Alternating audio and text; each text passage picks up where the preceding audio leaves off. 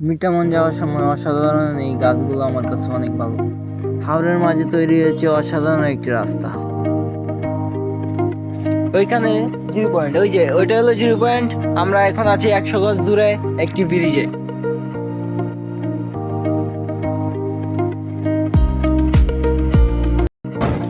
Hello সব guys, আমরা এখন যাচ্ছি মিঠামন জিরো পয়েন্ট। আমরা এই মিঠামন জিরো পয়েন্টে যাওয়ার পাশাপাশি আমরা এই মিঠামনের লোকেশন হিসাবে আমরা কিছু জেনে নেব।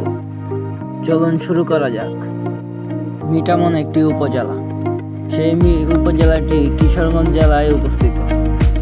মিঠামনের উত্তর দিকে ইটনা ও আজমেরীগঞ্জ উপজেলা, দক্ষিণে অষ্টগ্রাম উপজেলা, পূর্বে বানিয়াচং ও অষ্টগ্রাম, পশ্চিমে করিমগঞ্জ ও নিকলি উপজেলা।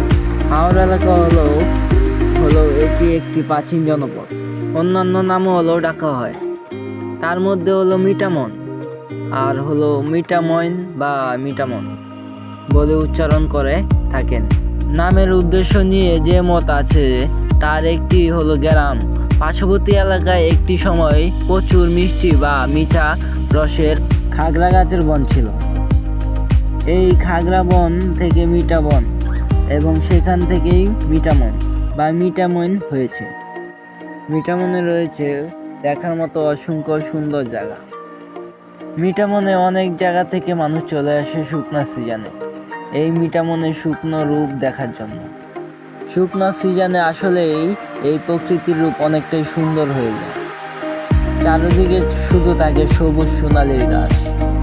সে দেখে আসলেই মানুষের মন ভরে যায়।